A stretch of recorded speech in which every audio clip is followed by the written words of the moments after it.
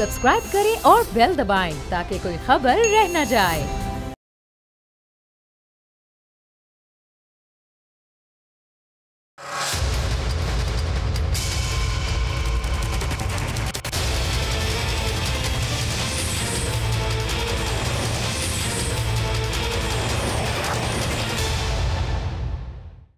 अस्सलाम वालेकुम, आप देख रहे हैं प्रोग्राम बस बहुत हो गया। मैं हूं अरबाब जहांगीर। किसने किसको गाली दी, किसने किसको किताब मारी, कौन गुत्थम गुत्ता हुआ, कौन लोग हुल्लड़बाजी करते रहे। 2 दिन पहले कौमी असेंबली में जो कुछ हुआ वो सारी दुनिया ने देखा, लेकिन नहीं देखा तो बस कौमी असेंबली के सरबराह यानी स्पीकर कौमी असेंबली असद कैसर ने नहीं देखा।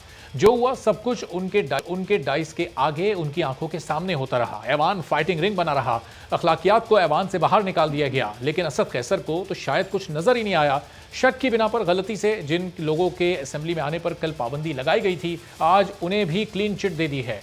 स्पीकर का कहना है कि उन्होंने फुटेज देखी और उन्हें कोई वजीर हुल्लड़बाजी करता नजर नहीं आया। जो नजर आया उसके खिलाफ उन्होंने एक्शन लिया, और एक्शन क्या था वो भी सबके सामने है। मामले पर कमेटी बना दी है। अब मतलब यह है कि मामले पर मिट्टी डालने की तैयारी कर ली गई है, क्योंकि इस तरह के मामलात पर हमेशा से ही कमेटियां बना दी जाती हैं और फिर वक्त गुजरता जाता है और सब कुछ भूल जाते हैं लोग और फिर हाथ भी मिला लेते हैं। और इस बार भी हुकूमत और अपोजिशन अरकान पर मुश्तमिल एक कमेटी बना दी गई है जो अपने अपने अरकान को कंट्रोल भी करेंगे। लेकिन एक ही दिन में 21 बिल्स पास करने के हुकूमती अमल पर तकसीम अपोजिशन अब एक बार फिर पार्लियामान में हमें मुत्तहिद नजर आ रही है। कल तक जो बिलावल भुट्टो जरदारी इसी असेंबली में एहसन इकबाल को कागजी ओहदेदार कह रहे थे, एहसन इकबाल उनको बच्चा कह रहे थे, कम उम्र उनके तजुर्बे को कम कह रहे थे। दोनों एक दूसरे के बारे में क्या क्या राय रखते थे, और अब ज़ाहिर जो रवैया है वो बिल्कुल मुख्तलिफ हो चुका। पहले दोनों की राय सुन लें जो गुज़िश्ता दिनों एक दूसरे के बारे में। सर ये कागजी ओहदेदार है, इसका कोई हैसियत ही नहीं है। ये पता नहीं क्यों आपके सामने ऐसे बात कर रहे हैं। कोई कागजी ओहदेदार नून लीग का खड़े हो जाता है, वो सिर्फ और सिर्फ अपनी सियासत चुकाने के लिए खड़े हो जाते हैं। कौमी असेंबली के अंदर भी जो कल जिस तर्ज पे उन्होंने गुफ्तगू की वो बहुत काबिल अफसोस है। लेकिन चूंकि अभी वो कम उम्र है और मैंने तो जैसे कहा कि मेरे बड़े बेटे की उम्र भी उनसे ज्यादा है, तो जो अभी कम उम्र लोग हैं उन्होंने सीखना होता है, मैच्योरिटी आ जाती है। तो अब चूंकि ये लड़ाई हुकूमत से इतनी बढ़ गई कि अपोजिशन फिलहाल एक बार फिर मफादात के लिए एक हो गई है और डिप्टी स्पीकर को हटाने का फैसला कर चुकी है। पीपल्स पार्टी अपने MPS शहबाज शरीफ के हवाले भी कर चुकी है। अदम एतमाद की तहरीक लाने के लिए अब दोनों एक कैसे हो गए हैं? क्या शहबाज शरीफ ने बिलावल भुट्टो से मुलाकात में कोई कमिटमेंट की है, या उन्हें राज़ी किस तरह उन्होंने किया है जो दोनों पार्टियां एक दूसरे के करीब फिर से आ गई हैं? लेकिन ज़ाहिर नून लीग में मरीम नवाज़ और नवाज़ शरीफ का बयानिया चलता है, तो अपोजिशन का ये इत्तेहाद कब तक चलेगा? क्या इसे बजट सेशन तक ही कायम रहेगा? जबकि हुकूमत अपोजिशन की तहरीक से परेशान है और उसको मनाने के लिए दरख्वास्त कर रही है। उनकी मिन्नत समाजत भी की जा रही है कि डिप्टी स्पीकर के खिलाफ अदम एतमाद की करारदाद को वापस ले लिया जाए। ये पूरी सूरत हाल है। सबसे पहले जो स्पीकर साहब ने कमेटी बनाई है, ज़रा उस पर बात करते हैं। मेहमानों का आपसे तारुफ कराते हैं। एजाज चौधरी साहब पाकिस्तान तहरीक इंसाफ के सीनियर रहनुमा हमारे साथ मौजूद हैं। पाकिस्तान पीपल्स पार्टी से सीनियर रहनुमा सस्सी पलीजो साहब हमारे साथ मौजूद हैं। कुछ ही और देर में अली गौहर बलोच साहब नून लीग से भी हमें ज्वाइन करने वाले हैं, जिन पर पाबंदी लगाई गई थी। फिर उन्होंने अगले ही रोज़ धमकी भी दी सार्जेंट को कि अगर वफाकी वज़रा पर पाबंदी नहीं लगाई जाती तो वो जाएंगे ऐवान में और उन्हें कोई रोक नहीं सकता। और उसके बाद तमाम लोगों पर से पाबंदी ख़त्म कर दी गई। तो एजाज साहब, ये एक रोज़ा पाबंदी सिर्फ लगाई गई, जो कुछ हुआ था, जिस तरह गालियाँ बकी गई, एक दूसरे पर किताबें खींच कर मारी गई, मलिका बुखारी साहब आपकी पार्टी से हैं, वो ज़ख्मी भी हो गई, तो ये काफ़ी थी? बस एक रोज़ा पाबंदी, इतनी सज़ा होनी चाहिए थी इस अमल की?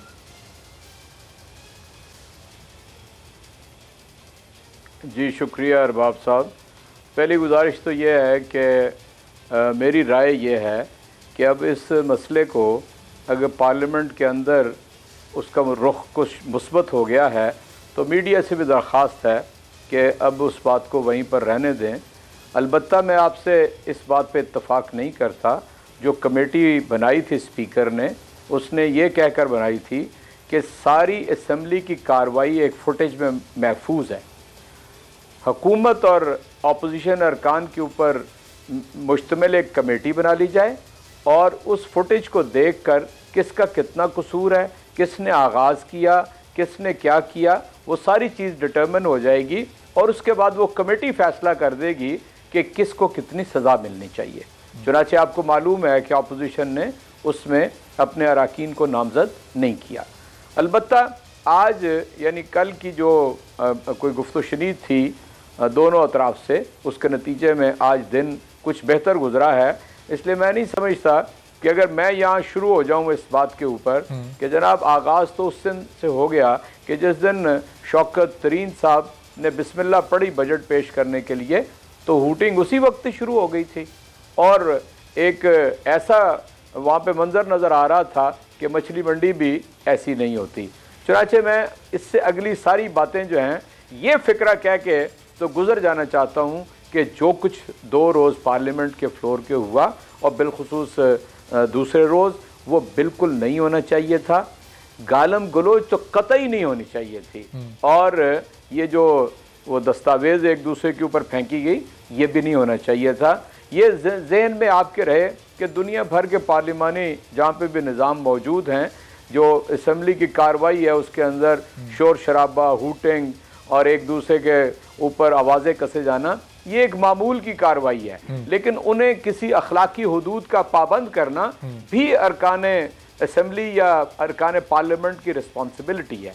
मैं इसलिए अर्ज़ करता हूँ कि इस बहस में अब ना उलझा जाए कि किसने क्या किया, वरना मेरी तजवीज़ ये है कि स्पीकर जो कमेटी बनाना चाहते थे ईवान के ऊपर मुश्तमिल अपोजिशन और हुकूमती अरकान, वो कमेटी बनाई जाए, सही फुटेज देखी जाए, ऑपोजिशन क्यों किया जाए कि अपने अरकान को नामजद नहीं कर रही, सजा तजवीज़ क्यों वेलकम नहीं कर रही उस कमेटी को, ये तो अभी ससी साहब से हम पूछते हैं। लेकिन अब आप कह रहे हैं इसका जिक्र ना किया जाए। ये जो ऐवान है ये आवाम के टैक्स के पैसों से चलता है। ये 2 रोज़ तक इसमें कोई कार्रवाई नहीं हो सकी। ये जो तकरीर आज शहबाज शरीफ साहब ने की है वो होनी थी परसों, वो परसों नहीं हो सकी, वो कल भी नहीं हो सकी। वो इसी वजह से नहीं हो सकी कि ये हो क्या रहता है ऐवान में, तो फिर उससे मुतालिक बात तो होगी जब तक जिम्मेदारी किसी पर फिक्स नहीं की जाती। मेरा ख्याल है कि 3 रोज़ अरबाब साहब 3 रोज़ आपने इसके ऊपर खूब बात की है, ठीक है ना। मैं ये समझता हूँ कि कोई सीनियर एलिमेंट मीडिया के अंदर भी होना चाहिए कि इस बात को जहाँ तक ये हो गई है इसको यहाँ रखा जाए। माजी में भी ऐसे बहुत से तल्ख वाक़यात हुए हैं, लेकिन मेरी दरख्वास्त ये है, यानी मैं अपनी सारी पार्लिमानी पार्टियों से दरख्वास्त कर रहा हूँ, मैं सारे मीडिया से, किसी एक फर्द को नहीं कह रहा कि इस बात को जहाँ तक ये हो गया है वहाँ पे इसे अब टर्मिनेट कर दिया जाए। इसमें कोई शक नहीं है कि सारी पार्टियां इसके अंदर इन्वॉल्व हैं और कोई इससे मुबर्रा नहीं है। इसमें भी कोई शक नहीं है कि टैक्स के पेयर के पैसे से ये चलता है। लेकिन मैं आपसे अर्ज़ करता हूँ कि मज़ीद इसको बढ़ाने से किसी पार्लिमानी कुव्वत में इजाफा नहीं होगा, आवाम का कोई फ़ायदा नहीं होगा। आवाम का फ़ायदा इस मामले को बढ़ा नहीं रहे, इस बात को खत्म करके अगर जिम्मेदारों नॉर्मल कार्रवाई जो है ईवान की वो शुरू। इजाज़ साहब, अगर जिम्मेदारों का तयन हो जाए तो इस कार्रवाई को बिल्कुल खत्म कर दिया जाए। आप फर्ज करें सड़क पर अगर जिम्मेदारों का तयन आपने देखे ना, जिम्मेदारों का तयन आपने नहीं करना, मीडिया ने तो देखें, मीडिया ने तो जिम्मेदारों का तयन नहीं करना, क्या आपने करना है। इजाज़ साहब, जिन्होंने करना था उनको, तो फिर मैंने अर्ज किया कि करना था उनको कोई वजीर हुल्लड़बाजी करता हुआ नजर नहीं आ रहा। उन्हें अली अमीन गंडापुर साहब नजर नहीं आ रहे, उन्हें शीरी मजारी साहब नजर नहीं आ रही, उन्हें मुराद सईद साहब नजर नहीं आ रहे। जिन्होंने तयन मेरा ख्याल है कि मैं आपसे यही अर्ज करता हूँ कि आपको भी रोहेल असगर नजर नहीं आ रहे, आपको भी कल रोहेल असगर साहब मेरे साथ थे, नजर नहीं आ रहे, अली गौर बलोच अभी आने वाले हैं, दीगर अरकान असम्बली है। मैं सबके और कभी मैं 1 मिनट अली नवाज की अगर आप बात करें तो उसने पार्लियामेंट से निकलते साथ ही ये कहा कि मुझे मेरी गलती का एहसास हो गया, मैंने गलत बात की है। लेकिन अपनी गालियों के ऊपर और बदजुबानी और बदकलामी के ऊपर इसरार करते हुए लोगों को आपने देखा है यहाँ पे। तो इसलिए मैं फिर मेरी राय में आपकी जो भी राय है मैं उससे इत्तफाक नहीं करता। अलबत्ता आप इसमें बहस कराना चाहते हैं जरूर कराते रहें। चलें, ससी साहब का इस पर पॉइंट ऑफ व्यू ले लें, फिर जरा आगे ही बढ़ते हैं कुछ सियासी मामलात की तरफ। ससी साहब, अब जब स्पीकर साहब कमेटी बनाना चाह रहे हैं तो अपोजिशन क्यों अपने लोगों को नामजद उसमें नहीं कर रही? आप लोग भी अपने 3-4 और नून लीग भी अपने लोग नामजद करें ताकि पता चल सके। हुकूमत को आपको एक्सपोज करना आप जरूर करें, जब आपके अरकान उसमें नामजद होंगे तभी तो आप एक्सपोज कर सकेंगे। बहुत शुक्रिया अरबाब साहब, एजाज साहब को पूरा राइट है, वो अपना मौक़िफ़ उन्होंने रखा, पार्टी को डिफेंड किया। लेकिन हकीकत ये है कि पार्लियामेंट के से बहुत खर्चा होता है और ये टैक्स पेयर्स का खर्चा है, तो उसको जहाँ डिबेट को हम मीडिया में डिबेट का हिस्सा बनाते हैं तो वहाँ जो भी होता है, और खासकर अगर अखलाकी कदरों से बात जो है वो नीचे गिर जाए। दुनिया भर की पार्लियामेंट में बहुत सारी चीज़ें होती रहती है। पाकिस्तान में एक तो हम एक डेवलपिंग कंट्री, एक पावर्टी से लड़ता हुआ मुल्क, बहुत सारे मसाइल बहुत सारे इशूज। जमहूरियत को अभी जुमा 8 दिन हुआ, एक मुतवातिर पहला टर्म जो है पीपल्स पार्टी ने पूरा करके एक राह हमवार की 18 अमेंडमेंट के बाद, वरना तो आपको पता है बीच बीच में डिक्टेटरशिप। तो अब जो पार्लियामेंट के नॉर्म्स, प्रैक्टिसेस, आइन और रूल्स के मूजिब जो है वो होने होते हैं। आपको पूरा राइट है, चाहे वो ट्रेजरी बेंच का पार्लियामेंटेरियन हो, चाहे वो अपोजिशन का हो। और अपोजिशन का तो ये हक है, बुनियादी हक है एज पर कॉन्स्टिट्यूशन कि वो करे, तनकीद करे, एहतजाज करे। और बजट के दिनों में तो ये चीज़ खासकर अपोजिशन लीडर या पार्लियामेंट्री लीडर को मिलना होता है। सेनेट में स्पीचेस की है, आपको पता है कि वहाँ भी सेनेट का माहौल दूसरा है, लेकिन यहाँ जो है वो अपने बारी के मुताबिक वो स्पीच करने के होते, वहाँ सामने आप बुराद सईद का वो जो बेंच पर चढ़कर वो स्पीकर साहब को आया, मुझे बड़ा अफसोस हुआ। और खवातीन चाहे किसी भी अपोजिशन से हो या वो सारी जो है उनका एहतराम होना चाहिए, लेकिन न सिर्फ खवातीन, मर्द भी। लेकिन ससियाबा माजी में ऐसे कवानीन क्यों नहीं बनाए जा सके? अगर आम लोगों पर एक दूसरे को गालियां देने और झगड़ा करने पर उनके खिलाफ FIRs काट दी जाती हैं, मुकदमा कायम कर दिए जाते हैं। मैं उसी पे आ रही हूँ जी कि एक तो पार्लियामेंट्री जो पार्लियामेंट के अंदर जो भी चीज होती है आप उसको चैलेंज किसी कोर्ट में नहीं करते आप, ठीक है ना। कमेटी की बात है, मुख्तसर मुझे याद आया तो एक सेनेट में कैमरा लगाने वाली थी, जो सेनेट चेयरमैन के जो है अभी हालिया में गिलानी साहब और लड़ रहे थे इलेक्शन, तो उस पर भी कमेटी बनाई गई। आपको पता है कि कुछ हुआ क्या पेश कर? मुझे अभी तक तो उसका कोई रिजल्ट नहीं मिला। अब यहाँ जो है आपकी अब्यूजिव डेरोगेटरी लैंग्वेज जो है वैसे ही उसका जो है ससी साहब, कमेटी बनाने का तो मतलब ही पाकिस्तान में ये होता है कि अब इस मामले को भूल जाएं और आगे बढ़ें। कमेटी जो है यहाँ से आप अगर देखेंगे कि दोनों में सेनेट में तो फिर भी रिजल्ट ओरिएंटेड चीजें और रिपोर्ट आपको मिल जाएंगी। कौमी असेंबली में खासकर 3 सालों में आप देखिएगा कि आपको बहुत ही कम जो है वो ऐसी कमेटीज नजर आएंगी जिन्होंने अपना काम जो है, स्टैंडिंग कमेटीज की बात नहीं कर रही है, लेकिन स्पेशल कमेटीज बनाई जाती है मामले को रफा दफा करने के लिए। मेरे ख्याल में ये एक सेंसिटिविटी होती है हाउस की, लोग देखते होते हैं। ये सिर्फ अपोजिशन की या हुकूमत की बात नहीं है, पाकिस्तान की पार्लियामेंट का मामला है और उसमें न धांधली होनी चाहिए, न ये सिर्फ लैंग्वेजेस यूज होनी चाहिए, न खवातीन पे हमले होने चाहिए, न अपोजिशन लीडर को रोकना चाहिए। मेरे ख्याल में ये सारी चीजें, और ये speaker has to be neutral, impartial उसका रोल होता है, उस पर साइड बनेगा तो फिर मामला खराब। सही, और ज़ाहिर मामले की खराबी तक पहुंचने से रोकने में स्पीकर का ही बड़ा किरदार होता है। एजाज साहब, 21 सितंबर 1958 आज से 63 साल पहले पाकिस्तान भी, मशरिकी पाकिस्तान की असम्बली में शाहिद पटवारी साहब डिप्टी स्पीकर, उनको कत्ल कर दिया गया था। उनको इतना तशद्दुद किया गया कि वो 2 दिन बाद अस्पताल में इंतकाल कर गए। मलका बुखारी साहबा कल जख्मी हुई हैं। 2012 में पीपल्स पार्टी के दौर में भी ये आपस में आप लोग गुत्थम गुत्था हो चुके हैं। 2017 में नून लीग के दौर में भी ऐसे वाक़यात हो चुके हैं। अगर इन पर मुस्तकिल बात नहीं की जाएगी तो कोई कानून साजी का सोचेगा नहीं। वज़ीर आज़म हिदायत देकर अपनी जिम्मेदारी पूरी कर देते हैं, स्पीकर कमेटी बनाकर अपनी जिम्मेदारी पूरी कर लेते हैं, बाद में उन कमेटियों का कोई फॉलोअप आता है, कहीं कोई नतीजे निकलते हैं। आपके दौर में कितनी कमेटियाँ अब तक बनाई जा चुकी हैं, उनकी रिपोर्ट्स और फिर उस पर कहीं कोई कार्रवाई हुई है आज तक? मैं आपसे अर्ज़ करता हूँ, मुझे अभी सेनेट में गए हुए 3-3.5 माह हुए हैं। सेनेट के अंदर तो मैंने ये देखा है कि कमेटीज़ बनती हैं, उनकी रिपोर्ट्स आती हैं और उसके ऊपर अमल दरामद भी होता है। अलबत्ता मैं यानी आपसे ये कहना चाहता हूँ कि असेंबली जो है उसको असेंबली की कमेटी, असेंबली का फोरम ही चला सकता है। अभी तक तो कोई ऐसा कानून नहीं बना कि असेंबली के अंदर की कोई चीज़ जो है किसी दूसरे अदारे के अंदर ज़ेर बहस आई हो। अलबत्ता मैं फिर इस बात को बारे दिगर अर्ज कर रहा हूँ कि खुद अराकीन पार्लियामेंट को, खुद स्पीकर को, खुद हुकूमत को, खुद अपोजिशन को ये देखना चाहिए कि अगर वो अखलाकी और पार्लिमानी हदूद से बाहर जाएंगे तो मुल्क के अंदर, अवाम के अंदर उसका क्या बुरा असर पड़ेगा और उनकी अपनी कारकर्दगी के ऊपर क्या बुरा असर पड़ेगा। एक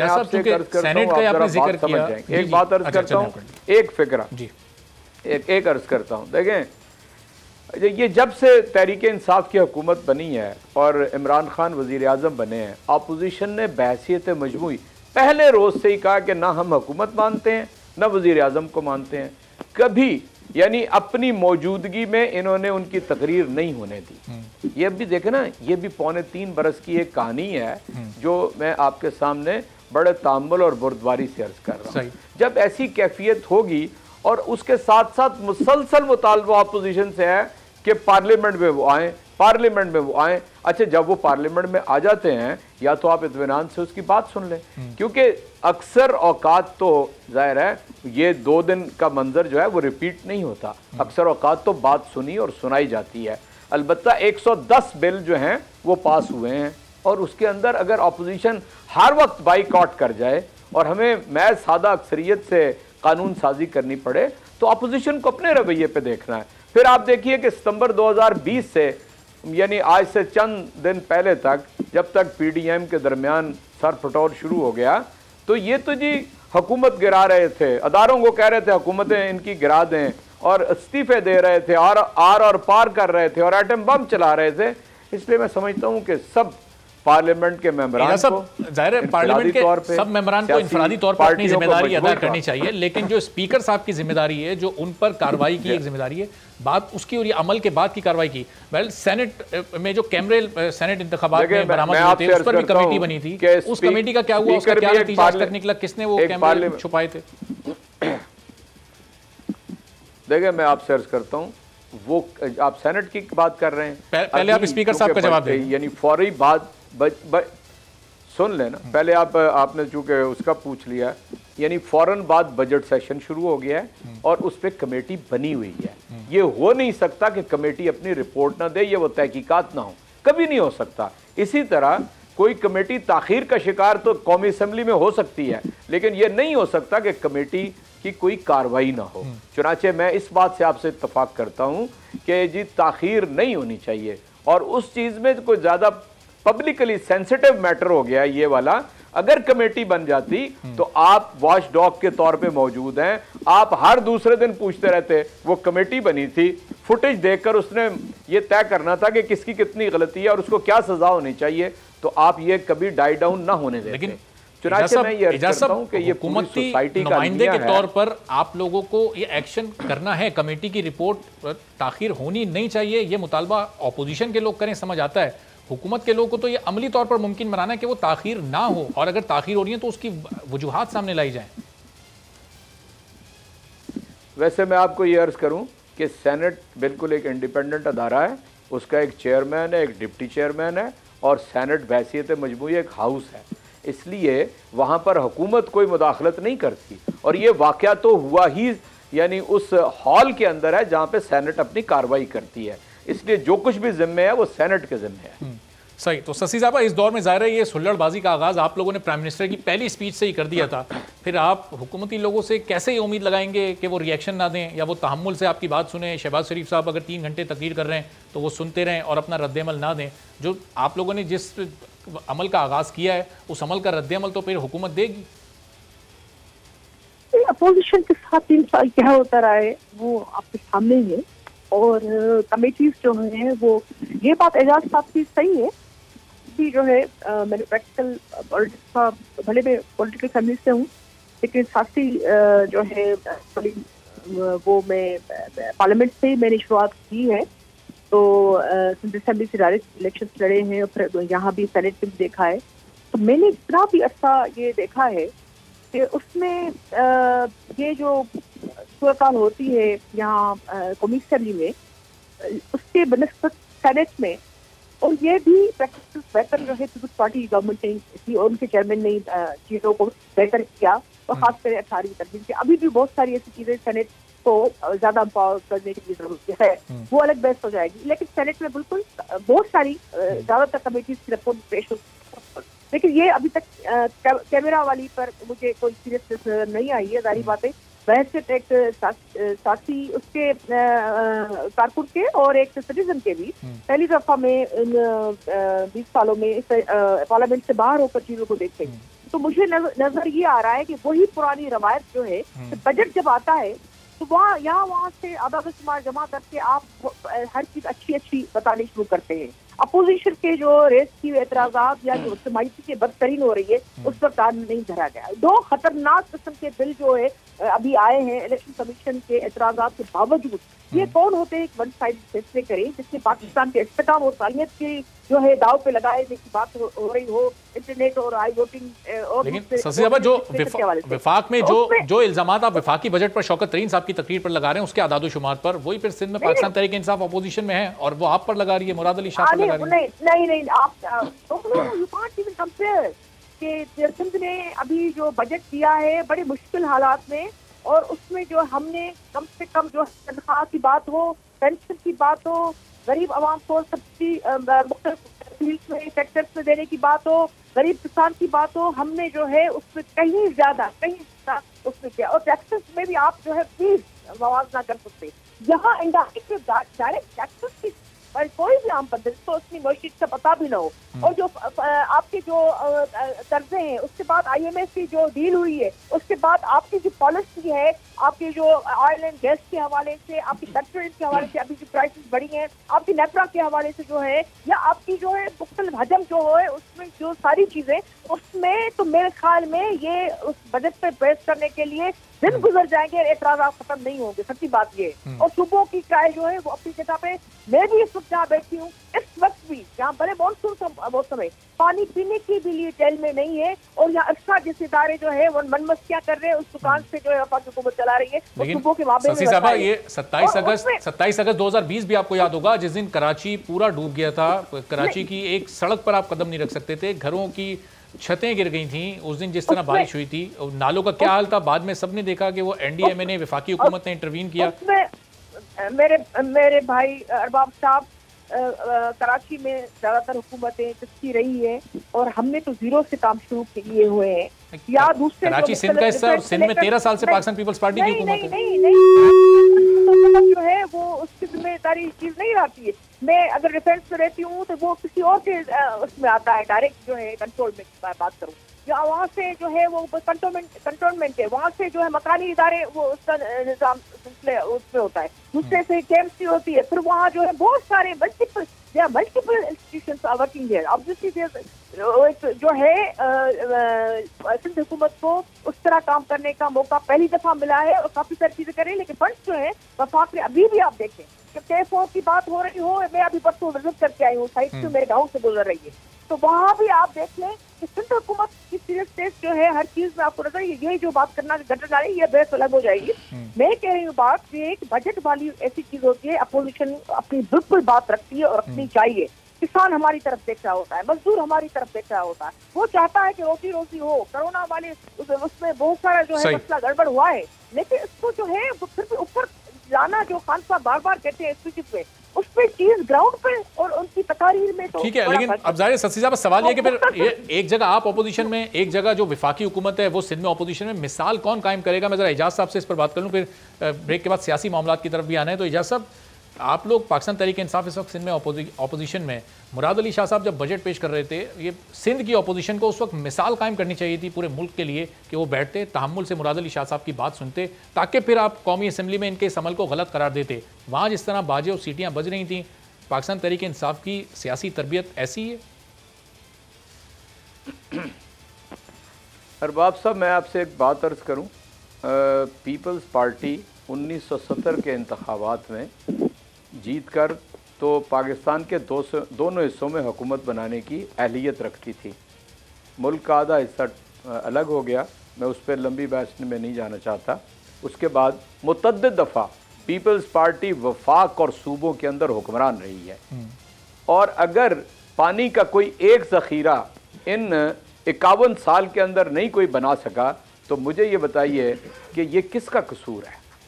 अगर पानी आज बूंद बूंद को तरस गया है लोग, तो किसी को चाहिए था ना कि डैम बनाता, नहीं बनाया। या पीपल्स पार्टी या नून लीग या मार्शल जर्नैल इस मुल्क के ऊपर हुक्मरान रहे हैं, ठीक है। इसलिए पानी वाला तो मैं लंबा नहीं करता बात, जिस कदर पानी सिंध के वडेरे, माफ कीजिए मैं सस्सी पलेजो साहिबा से माजरत से अर्ज कर रहा हूँ, बड़े तामुल से इसके अलावा मैं एक छोटा सा ब्रेक लेना है, छोटे बाद जरा वापस आते हैं और फिर मामले को यहीं से शुरू करते हैं, और फिर कुछ सियासी बहस भी करनी है कि अब ये क्या पाकिस्तान पीपल्स पार्टी PDM में भी वापस जा सकती है, या सिर्फ ये बजट सेशन तक ये इत्तेहाद नून लीग के साथ। एक ब्रेक के बाद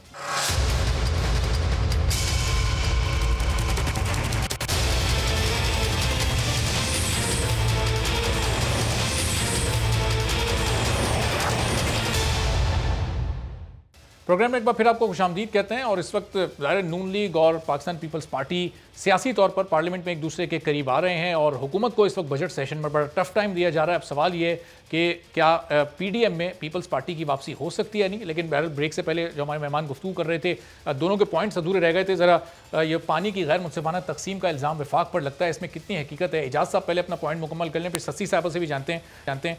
तो एजाज साहब, ज़ाहिर मुराद अली शाह साहब, सिंध हुकूमत बार बार ये इल्ज़ाम आपकी हुकूमत पर लगाती है कि सिंध को उसके हिस्से का पानी नहीं मिल रहा, सिंध को उसके हिस्से का फंड नहीं मिल रहा। तो ये सिंध के साथ क्यों नाइंसाफ़ी कर रहे हैं आप लोग? अच्छा, वैसे अरबाब साहब, वफाकी हुकूमत पे ये इल्ज़ाम नहीं लगता।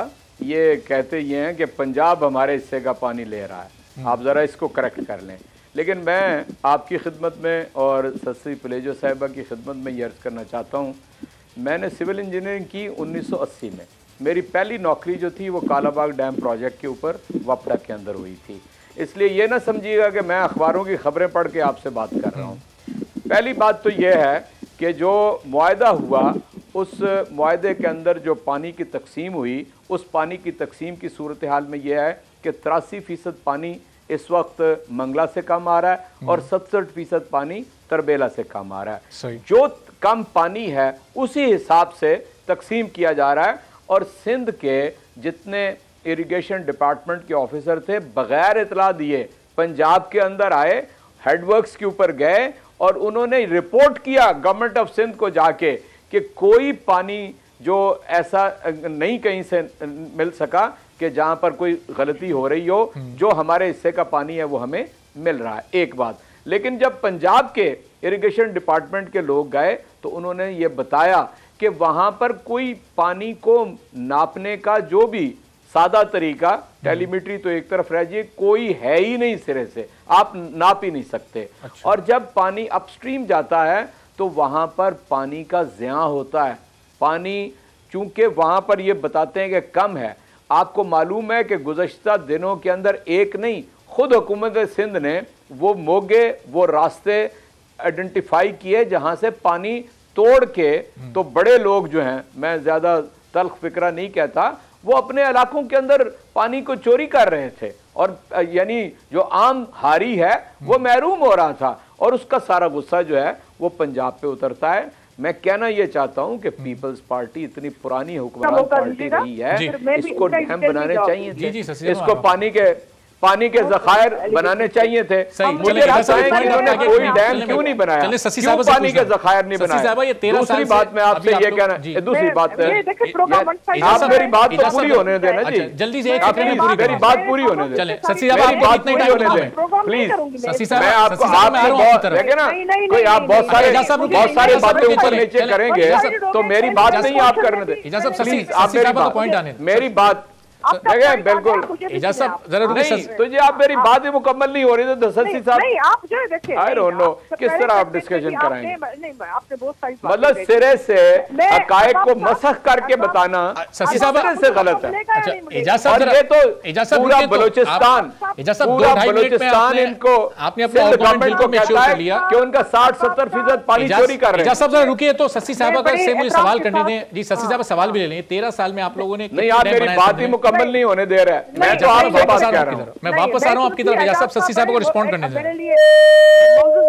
लेकिन मुझे बात करने, मुझे भी इस तरह यहाँ होना चाहिए। जी जी जी। टीवी मीडिया पर भी जो है अपनी सिर्फ चलाना ये मुनासिब नहीं है। हम भी जो है अपने कामकाज से टाइम निकाल कर बात करते हैं। देखें, पहली बात यह कि एजाज साहब को मैं मशवरा दूंगी खुद सेनेट में, जिससे सिर्फ भले मेरे मोशन पे बनाई हुई वो कमेटी भले हो, मुजफ्फर शाह साहब और मेरे मोशन पे स्पेशल कमेटी वाटर की बनी थी सेनेट में, उसकी सारी रिकमेंडेशंस वो पढ़ ले।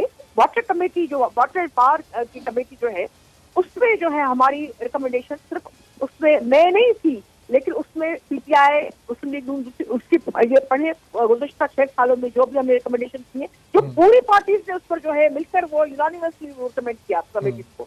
दूसरी चीज 91 अकाउंट पर बिल्कुल अमल नहीं हो रहा है। इस वक्त भी जो है 58% जो है पानी डाइवर्ट करके एक सूबे को दिया गया। पीपल्स पार्टी ने कभी भी पंजाब की बात नहीं की। हम जो है इफ्ता की नाशपातियों की बात करते हैं और वफाक के कहने पर ये सारी चीजें हो रही है। और डेल्टा तक पानी ये छोड़ना, लोअर सिंध में हम रहते हैं, आज भी आप चले मेरे साथ सट्टा, बदीन सजावल, टंडो मोहम्मद खान, ये सारे के सारे ये जो है आपकी पोर्ट्स हैं, ये आपकी जो है अभी कल हम वहाँ जो है इंडिया मल्टीपल पोर्ट्स बना रहा है, यहाँ इतना बड़ा पोटेंशियल हमें पोर्ट्स बनाने यहाँ, और यहाँ लोगों के पीने का पानी भी ना हो और वहाँ मुर्दे को गुस्ल देने का भी पानी ना हो। और दूसरी ये बात कि जो आप ये कह रहे हैं कि पानी का वो नहीं हो रहा, एलिमेंट्री सिस्टम बिल्कुल होना चाहिए, लेकिन मुश्तरका मफादात में जब ये बात आती है तो वजीर आजम को वो सीरियस के साथ उसके साथ फैसला करना चाहिए। दूसरी चीज ये है कि सिंध का पानी बिल्कुल चोरी होता रहा है और उसमें इस्का का मेंबर जो सिंध की नुमाइंदगी करता है उसने एहतजाजी खत लिखा, यानी बात, और उससे खत के जवाब में तो इस्का के चेयरमैन ने कहा हाँ अभी हमने सिंध का पानी कुछ बढ़ाया है,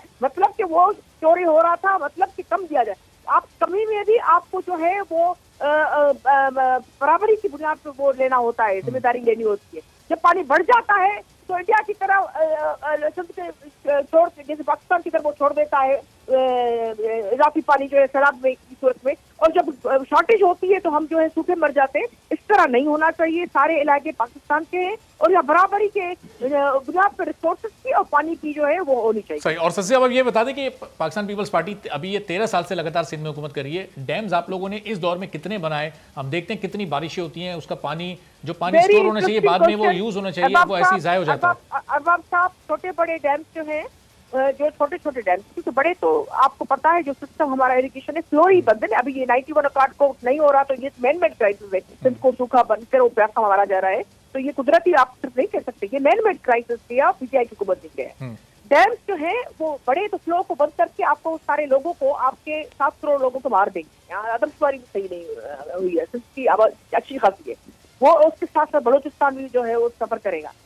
छोटे डैम्स जो है आपके माहिरीन आपाशी की भी वही सलाह देते हैं, उसमें पीएसटीपी में जब भी हम लेकर जाते हैं वो हमारी कटौती की जाती है। पीपल्स पार्टी ने वफाकी हुकूमत में सिर्फ एक दफा अपनी जो मुद्दत पूरी की है, जो 2008 से लेकर 2013 तक की थी। उसके बाद जो हमारी कभी हुकूमत पूरी सिंध में जो है जितना भी हो सका है, जितना भी काम मवासलात का, रोड से लेकर ब्रिजेस से लेकर इरिगेशन का जो भी हुआ है वो पीपल्स पार्टी नहीं किया है। आप आए और आप जो है रजिस्टर लेकर आए, आप अपने माहिरीन को भी लेकर आए, चेक करें कि जो उससे पहले कितना काम हुआ था उसके बाद कितना हुआ है। मेरे ख्याल में इससे बढ़कर तो आके देखा हाल क्या होता है। सही, चलें पॉइंट आपका डिटेल से आगे, जरा मैं सियासी गुफ्तगू भी आपसे शुरू करता हूँ, लेकिन पहले इस पर एजाज साहब अपनी बात मुकम्मल कर लें जो अधूरी रह गई थी। एजाज साहब, अब सिंध पंजाब से नहीं शिकायत कर रहा, वो कह रहा है कि जो कुछ हो रहा है वो विफाक के कहने पर हो रहा है। असल में मैं देखिए बिल्कुल कतई तौर पे ये बात गलत है, मैं इससे इत्तफाक नहीं करता।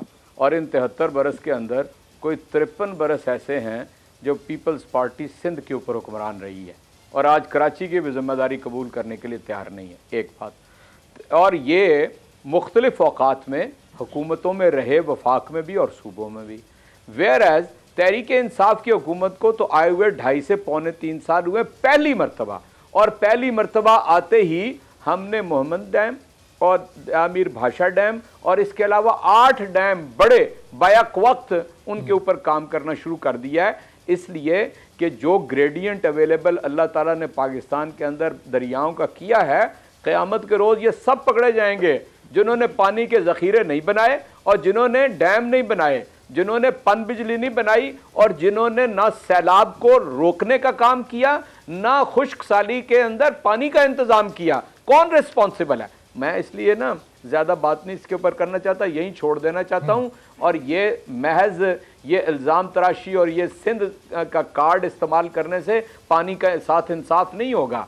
ये असल में इंसाफ उस वक्त होगा जब सिंध के बड़े लोग जो हैं वो पानी चोरी करना छोड़ देंगे, जब बलूचिस्तान का 60% पानी ये चोरी करके अपनी तरफ डाइवर्ट करते हैं, ये छोड़ देंगे। मैं तैयार हूँ, सिंध का कोई आ जाए, सस्सी साहिबा भी तशरीफ ले आए और भी मैं साथ जाऊंगा हर हेडवर्क्स के ऊपर कि पंजाब के अंदर कोई सिंध का पानी नहीं रोका जा रहा। ठीक है, और मैं बिल्कुल चलने के लिए तैयार हूं सिंध में, बताने के लिए कि कहां पर ये पानी जो है। एक बात जो बहुत अहम है जो मिस हो जाएगी, ये कहा गया यहाँ पे कि जनाब हमने 2 जो हैं बिल वो गलत पेश किए हैं। देखें, जब अपोजिशन बिल के ऊपर आके अपनी पार्लियामेंट के अंदर राय नहीं देगी तो इलेक्शन कमीशन को प्रेस रिलीज जारी करने का इख्तियार किसी ने नहीं दिया। वो तो ये इंस्टीट्यूशन से एक मिनट, एक बात देखो ना, यही तो मसला है कि बात के ऊपर बात करें ना, बात के ऊपर। चलिए एजाज साहब कंप्लीट करें शशि साहब को। जी जी प्रेस रिलीज जारी,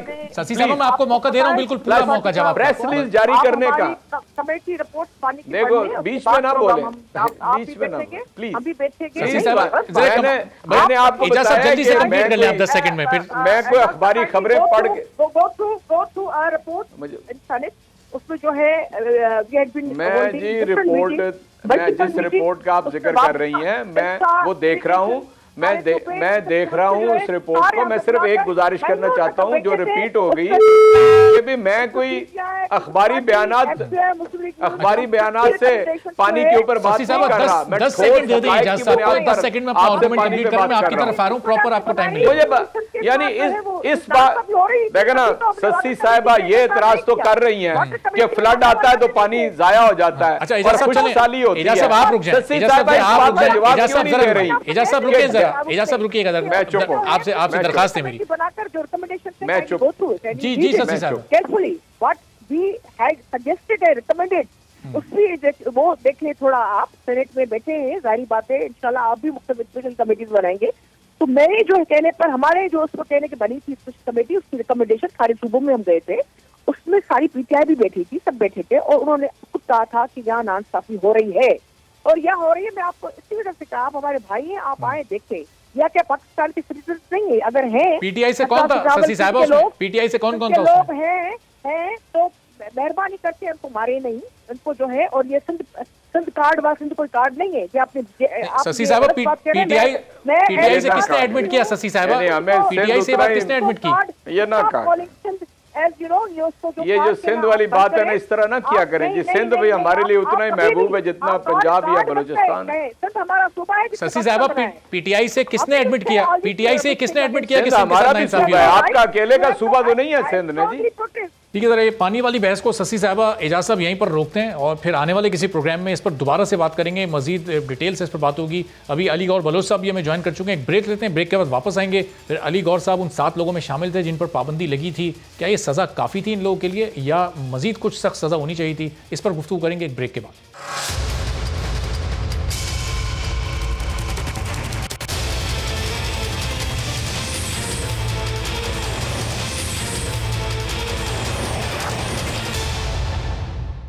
प्रोग्राम में एक बार फिर आपको खुशामदीद कहते हैं। एजाज चौधरी साहब, अली गौर बलोच साहब, शशि पलीजो साहब हमारे साथ मौजूद हैं।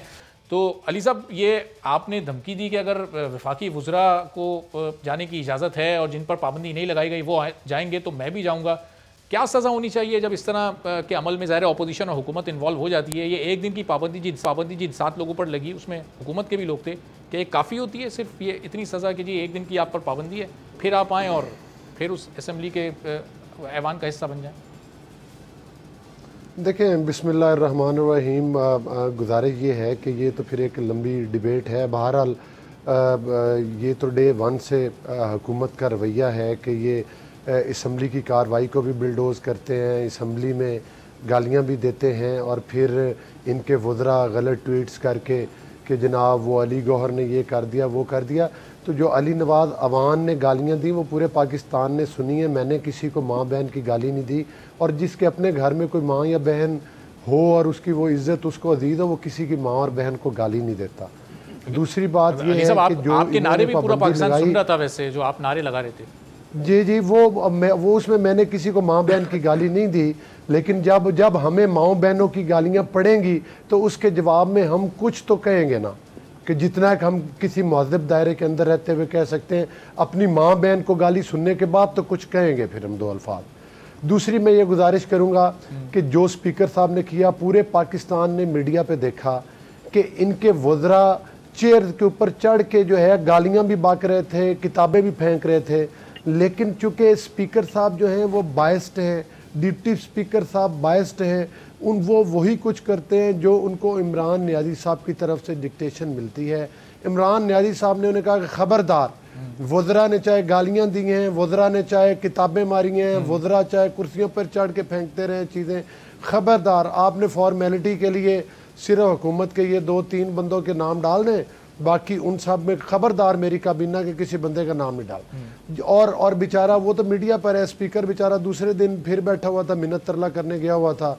कि भाई ये मामलात हैं और उसका तो कार्रवाई क्या होनी चाहिए थी रहता है। जवाबी अब रद्द-ए-अमल कार्रवाई अगर देखें अगर तो कार्रवाई का तरीका ये है, वो एक अपना जो हमारा रूल्स ऑफ बिजनेस है उसका आर्टिकल 21 और 22 है, उसमें आपको पहले उनको शो कॉज नोटिस देना होते हैं और फिर असम्बली से वो पास करवाना होता है उसी डे सेम डे में, और फिर उसके बाद आप करते हैं। और दूसरा ये है कि आपके पास कैमरे लगे हुए हैं, आप अपने वुज़रा के नाम डाल ही नहीं रहे जो जिन्होंने दंगल लगाया हुआ था, जिन्होंने गालियों का बाजार गर्म किया हुआ था आपने। और पीपल्स पार्टी के एक रफीउल्लाह वो उस टाइम हाउस में भी मौजूद नहीं थे जिनका नाम डाला हुआ था। अच्छा। तो मकसद ये है कि जो भी ये काम करते हैं एक्सपोज भी उसमें हो जाते हैं लेकिन बाद नहीं आते, तो अली साहब क्योंकि वो समझते हैं कि सरकार हमारी है और हमें वोटों के बगैर मिल रही है और हम जो मर्जी कर रहे हैं। आप लोग फिर अपने नुमाइंदे उस कमेटी में नामजद करें ताकि फिर इसकी तहकीकात हो सके, क्योंकि एक दिन के इजलास पर, ये 2 दिन इजलास मौखर हुआ है, ये तकरीबन 7.5-8 करोड़ रुपए का नुकसान हुआ है कौम का। वो देखें बिल्कुल, इसका तो आज शहबाज शरीफ साहब ने अपनी स्पीच में भी जिक्र किया। और दूसरी बात यह है कि वो पाबंदी वगैरह हट गई हैं, जब भी ये कोई हाथ बढ़ाते हैं तो हम तो उसमें पहल करते हैं। आज हाउस की कार्रवाई चली है और उन्होंने अपना लेटर वापस ले लिया, लेकिन मेरा कल मुतालबा यही था कि अगर आपने पाबंदी लगानी है, मैं ये नहीं कहता कि आप मेरा नाम निकालें या ना निकालें, मेरा ये मौक़िफ़ था कि जिन जिन लोगों ने, जिन हुकूमती वज़रा ने उधर हंगामा किया, हुल्लड़बाजी की, बदतमीज़ी का बाजार गर्म किया, आप उन तमाम को लिस्ट में डालें, ये मेरा मुतालबा था। और ऑन मेरिट डालें। आपके पास आप लोग कमेटी का पार्ट बन के ये अपनी तजवीज़ पेश करें ना हुकूमत को। जी कल जो स्पीकर ने कमेटी अनाउंस की थी, आपको याद होगा कि दो बंदे, इतने बंदे ऑपोजिशन दे, इतने दे, तो उसमें हमने तो कल जी अपने नाम दे दिए थे उस कमेटी में। अगरचे जो इनके रवैये हैं वो तो इस बात की इजाज़त नहीं देते कि इनके साथ बैठकर कोई ऐसी बात की जाए, क्योंकि जिस बंदे ने हाउस वज़ीर आज़म से डिक्टेशन लेने के बाद और फिर उसमें गालम गलूच करवाना हो, उसमें दंगा फसाद करना हो, जो कुछ कल हाउस में हुआ, उससे सबसे पहले तो स्पीकर को इस्तीफा दे देना चाहिए था। वो इन हालात को मैनेज नहीं कर सकता। चलें, हुकूमत ने जो भी किया उनकी तरफ से आपकी बात अगर फर्ज के तौर पर मान लें उन्होंने शुरू किया, जो कुछ आपने किया या शेख रोहेल साहब ने किया, उस पर आपको अपने अमल पर ज़ाती तौर पर शर्मिंदगी है, आप एतराफ़ करते हैं? शेख रोहेल साहब ने क्या किया है? अली नवाज ने उनको गालियां दी और उनको तो गालियों को पंजाब का कल्चर करार दे दिया उन्हें। तो अली गौहर साहब वो तो कह रहे हैं पंजाब का उन्होंने ये नहीं कहा। मैं आपको एक इंटरेस्टिंग बात बता, कल मेरे साथ थे, अगर आप कहेंगे मैं सुना दूंगा। शेख साहब कल मेरे साथ ही थे। सर मैं आपको एक इंटरेस्टिंग बात बता रहा हूँ कि सबसे पहले गाली जो है वो उसने अली नवाज अवान ने दी। आप निकालें, वीडियो निकालें। मान रहे हैं आपकी बात, पहले गाली अली नवाज अवान ने दी। बात हम 100% मान रहे हैं एक लम्हे को। फिर उसके बाद जवाबी गालियां जो आपने दी, आप लोगों को अपने अमल पर शर्मिंदगी है। अच्छा, जिस बंदे को गाली दी, देखें उधर उस हाउस में हमारी हुकूमती खवातीन भी बैठी हैं, अपोजिशन की कोई शर्म और हया होती है?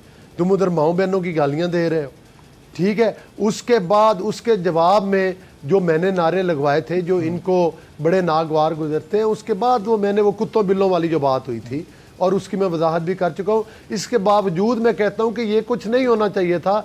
देखें, हुकूमत ने हाउस को चलाना होता है, उसको तहम्मुल का मुजाहरा करना होता है, उसको बुर्दबारी समझदारी का मुजाहरा करना होता है। रियाज साहब, ज़ाहिर एक बार फिर अली गौर साहब आए तो मौजू को उसी तरफ ले जाना पड़ा, लेकिन हुकूमत की ज़्यादा जिम्मेदारी होती है, हुकूमत को ज़्यादा सब्र और तहम्मुल का मुजाहरा करना ऐसी सूरत हाल में, क्योंकि ऐवान को लेकर चलना तो बहरहाल हुकूमत की जिम्मेदारी है। एजाज साहब, तो हुकूमत अपनी इस जिम्मेदारी को जो हुकूमती वज़रा की जैसे आप फरमा रहे हैं, या जैसे आप फरमा रहे हैं दुरुस्त फरमा रहे हैं, हुकूमत की जिम्मेदारी ज़्यादा होती है। लेकिन अली गौहर ने जितनी गुफ्तगू की है, आप इसे किसी इंसाफ के तराजू पे तोल सकते हैं? यानी आप अंदाज़ा कीजिए कि जो कुछ ख्वाजा आसिफ साहब ने यानी गुज़श्ता से पैबस्ता साल में गुफ्तगू की, वो बड़ी जायज़ गुफ्तगू थी पार्लियामेंट के अंदर। क्या उस वक्त ख़वातीन माएँ और बहनें नहीं थीं? क्या जब शायद खाकान अब्बासी ने यानी डाइस पे जाके स्पीकर पे गाली दी, तो क्या उस वक्त वो स्पीकर नहीं थे या ये साबिक वज़ीर आज़म नहीं थे? क्या जब ख़ुद अली गौर साहब ने कोरस में गालियाँ निकाली तो उसका जवाब फराहम कर दिया? क्या जिस रोज़ प्राइम मिनिस्टर इमरान खान ने वोट ऑफ कॉन्फिडेंस लिया है और ये बाहर यही शेख रोहेल असगर साहब बाहर माओ बहनों की गालियां दे रहे थे, और जिनको ये माएँ बहनें तस्लीम करते हैं और मैं भी माएँ बहनें तस्लीम करता हूं, वो साथ खड़ी थी। इनके अमल को एक मिनट आप बात सुन रहे ना मेरी जी, एक मिनट आप प्लीज, आप मेरी बात सुने अरबाब, आपने उनकी बात पूरी तरह सुनी है। You are bound to listen to me also, otherwise मैं चुप हो जाता हूं। उसके बाद उस वक्त इन्होंने माएँ बहनें साथ ही खड़ी थी उस वक्त भी, जब यानी रोहेल असगर गालियां दे रहे थे। कल जब मुजीबुर रहमान शामी और अजमत शामी के जामी साहब के शो के अंदर रोहेल असगर कह रहे थे कि ये जी पंजाब का कल्चर है माओ बहनों को गालियां देना, तो मैंने कल के टॉक शो में कहा था रोहेल असगर साहब को कि ये आपके घर में होगा, ये पंजाब का कल्चर नहीं है, ना लाहौर का कल्चर है। मैं लाहौरिया भी हूँ और पंजाबी भी हूँ, हमने कभी माओ बहनों की गालियां जो हैं वो नहीं दी हैं। आप मुझे बताएं ना कि क्या अखलाकी बुनियाद है जिसके ऊपर पूरी मुस्लिम लीग नून खड़ी है? ये आपस में लड़ते हुए यानी चचा भतीजी की लड़ाई है, किस किस के दरमियान इनकी लड़ाई है। इसलिए मैं समझता हूँ कि इतनी ना बड़ा पाकी है दामा की हिकायत, दामन को जरा देख जरा बंदे कुबा देख। जी अली गौर साहब, अब ये आप लोग गलत अमल करें, जस्टिफिकेशन आप ये देते हैं कि हुकूमत ने गलत किया इसलिए हमने किया। हुकूमत अगर कोई गलत अमल करे वो जस्टिफिकेशन ये देती है कि अपोजिशन ने किया इसलिए हमने किया। ये कब तक ये गलत दर गलत होता है? ये है गुजारिश ये है, बात गलत दर गलत की नहीं है, क्योंकि ये हुकूमत RTS सिस्टम की पैदावार है और इनकी सिर्फ एक ही ड्यूटी है कि इस मुल्क को दोनों हाथों से, जो इनके अंदर बैठे हुए लोग हैं, जो करप्ट तरीन लोग हैं, जो दोनों हाथों के साथ लूट के, जो इमरान नियाज़ी की ATMs मशीन है, मतलब है कि एक कैसा कमाल है कि इमरान नियाज़ी की बहनें अरबोपति हो गई। चीनी चोर और आटा चोर जो है वो काबीना के मेंबर हैं, जिन्होंने गैस की फजिंग की उनको आपने एविएशन का महकमा दोबारा दे दिया, जिसने अद्वियात पे डाका मारा उसको पार्टी का बड़ा ओहदा दे दिया। अब जो ये गालियों को आप बताएं कि ये फवाद चौधरी ने मेरे बारे में ट्वीट की, ये वो तमाम इल्जामात हैं जिनको आपको अदालत के ये पार्लियामेंट के बाहर साबित करना है। मेरी बात तो सुन लेना, मेरी गुजारिश तो सुने ना। फवाद चौधरी साहब वही बंदे हैं जिन्होंने के सहाफियों को शादी की तकरीबात में थप्पड़ मारे हैं। वाडा साहब किसी टॉक शो में जाते हैं, जूता उठाते हैं और ऊपर रख देते हैं। ये लोग धरना देते हैं और कौमी असम्बली पर हमला कर देते हैं, जंगलें तोड़ देते हैं, PTV पर कब्जा कर लेते हैं और सुप्रीम कोर्ट की दीवारों के साथ कब्रें खोद देते हैं। असम्बली के ऊपर लानते डालते हैं कि हम इस असम्बली के ऊपर लानत डालें।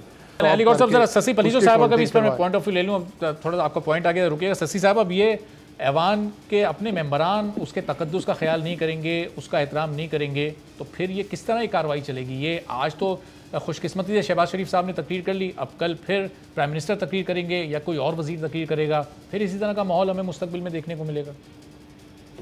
देखिए, आज कुछ ना कुछ रियलाइजेशन और सिविल सोसाइटी लोग सारे जो स्टैंड वाइसेस हैं मुख्तलिफ पार्टीज में, तो और मैं तो अपने चेयरमैन जावेद साहब की बात करूंगी, इवन जो है मुस्लिम लीग की तरफ से, इवन PTI के भी जो लोग समझते थे ये खराब हुआ है, तो आज तो काफी माहौल बेहतर था। इसी तरह चलना चाहिए। और आज यानी मुश्किल से मौका जाकर अपोजिशन लीडर जो एक बहुत बड़ी अपोजिशन को लीड कर रहे हैं, और हम चाहते हैं दूसरे पार्लियामेंट लीडर्स को भी इसी तरह मौका मिलना है। क्यों नहीं मिलेगा? वज़ीर आज़म तो ऐवान में आते ही नहीं है। सही, तो आए। ठीक है शशि साहब, वक्त बिल्कुल खत्म हो गया। चलें, बहुत बहुत शुक्रिया तीनों मेहमानों का, शशि पलीजो साहबा, अली गौर बलोच साहब, एजाज चौधरी साहब हमारे साथ मौजूद थे। आज के प्रोग्राम से इजाजत दीजिए, अल्लाह हाफ़िज़।